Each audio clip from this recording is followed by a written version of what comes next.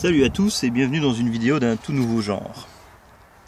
Alors ici je vais vous présenter des techniques de restauration de trouvailles et en commençant par la très célèbre électrolyse. Alors voici une trouvaille par exemple, cette médaille religieuse en aluminium qui a des concrétions très tenaces que je n'ai pas su avoir autrement. Alors j'ai fait une encoche dans une des électrodes, vous voyez.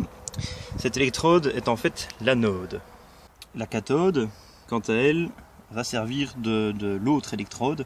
Pour que ce système fonctionne, une fois que vos deux électrodes sont placées, il faut un liquide. Ici, ce liquide va être conducteur d'électrons. Et donc, il est réalisé à l'aide de cristaux de soude. Ici, on peut le faire réellement avec du sel, par exemple, du simple sel de cuisine. L'avantage ici, c'est qu'il ne va pas avoir de rejet de chlore gazeux. Il va juste y avoir de l'oxygène et du dihydrogène. Une fois le système lancé, on constate qu'il y a libération de petites bulles. Ici sur l'anode, avec l'objet, ici la médaille, fixée dans notre liquide conducteur. Et voici le rejet sur l'autre électrode, ici la cathode. Et dans quelques minutes, on verra la différence. Je vous reprends dès que l'électrolyse me semble suffisante. Donc c'est un processus qu'il faut constamment surveiller et de préférence réaliser en extérieur. Comme c'est le cas ici, pour des raisons évidentes de sécurité évidemment, et ne jamais manipuler quand les électrodes restent branchées, parce que le courant c'est extrêmement dangereux, vous le savez tous.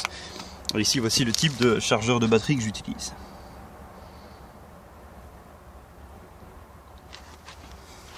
Voilà. Plusieurs facteurs peuvent jouer également sur l'efficacité d'une électrolyse. Alors il faut savoir ici que j'ai utilisé deux électrodes en graphite. Ça peut être remplacé par tout à fait autre chose. Par exemple, pour la cathode, on pourrait remplacer par une plaque en inox qui aura une plus grande surface de contact avec le liquide et donc un meilleur échange, une meilleure efficacité de l'électrolyse. Et pour l'anode, on pourrait aussi remplacer par d'autres métaux comme du cuivre par exemple. Alors, dans ce cas-ci, ces deux électrodes sont largement suffisantes.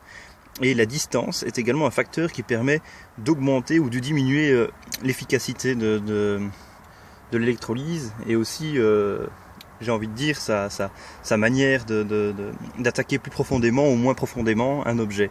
Et donc en fonction de votre disponibilité à être attentif, il est très bien de choisir la méthode la plus appropriée pour vos électrolyses.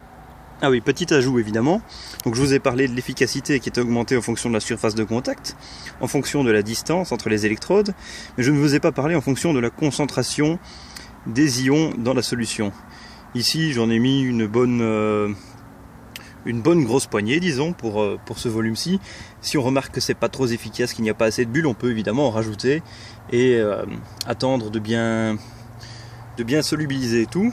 Par exemple moi j'utilise ceci pour touiller, avant de relancer l'électrolyse. Évidemment, pour toute opération que vous faites, où vous touchez le liquide, où vous touchez les électrodes, s'il vous plaît, coupez le courant. Autre petite remarque également, j'utilise ici comme eau une eau de robinet. Il est évident que c'est pas la meilleure technique. Une eau déminéralisée est vraiment préconisée pour disons une stabilité beaucoup plus précise de la solution en maîtrisant tous les paramètres.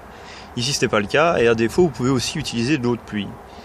Mais une eau du robinet pas trop calcaire et un petit peu déchlorée au préalable est très bonne aussi pour ce genre d'utilisation. En attendant que l'électrolyse se déroule, je vais vous parler d'un principe évidemment. Je vous ai présenté ici comment fonctionne une électrolyse de manière la plus simplifiée possible. Mais évidemment, je ne vous ai pas expliqué pourquoi utiliser cette technique et sur quels métaux l'utiliser. Eh bien cela, de manière générale, vous allez l'apprendre avec le temps. Ici, par exemple, c'est de l'aluminium avec des concrétions à tendance ferreuse qui sont très tenaces. Et celles-ci ne peuvent être éliminées que par électrolyse pratiquement. Même en frottant avec des brosses en laiton très fin ou des crayons en fibre de verre, il est très difficile de ravoir ces concrétions très tenaces. Alors le principe qui fait que les concrétions sautent, c'est un principe très simple. Comme je vous ai parlé juste avant, il y a une formation de bulles soit d'O2, soit de H2. Eh bien ces bulles vont se former à la surface du métal entre la concrétion, qui conduit moins l'électricité, et le métal qui conduit beaucoup plus. Ces bulles, avec la pression, vont faire sauter la concrétion, et donc obtenir le métal avec le moins de concrétion possible. Ce qui est évidemment à déconseiller sur des monnaies avec une belle patine, par exemple pour des Napoléons. Souvent, quand il y a des concrétions dessus, il est mieux de les faire sauter à sec avec un cure-dent ou une lame de scalpel sous binoculaire. Et la patine sera la plus belle possible. Et si vous mettez un Napoléon avec une belle patine vert olive dans ce genre de dispositif, vous allez simplement obtenir que le bronze du centre et faire sauter toute la patine, parce que la patine est en quelque sorte une concrétion. C'est donc idéal pour les objets n'ayant pas de patine ou alors les objets ferreux. Petit mot supplémentaire, je vous ai parlé que j'utilisais des électrodes en graphite, mais pour quelle raison exactement? En fait, c'est très simple.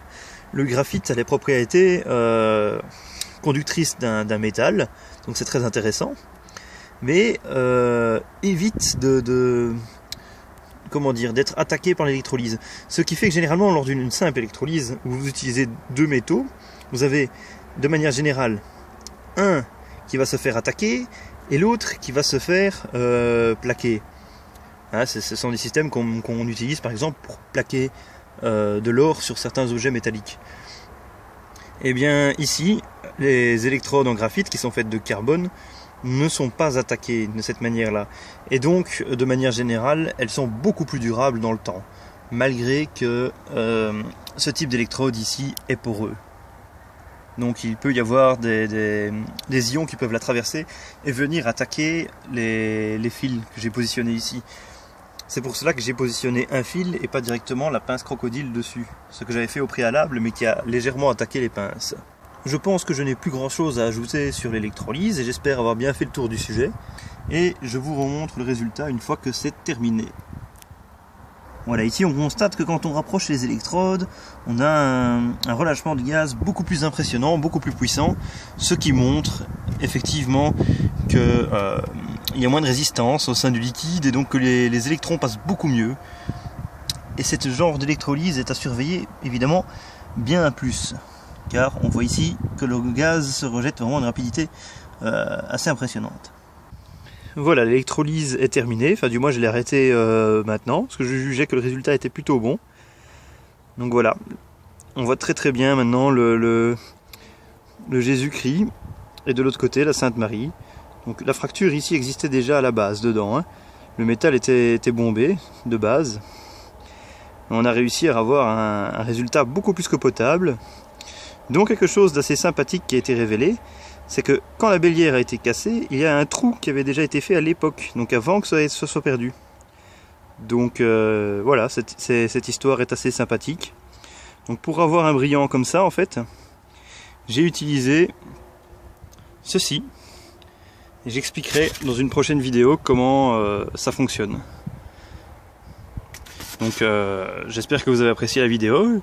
Je vous invite à regarder la playlist qui va s'afficher là, sur les vidéos détection. Et j'espère que ce nouveau format vous a plu. À bientôt.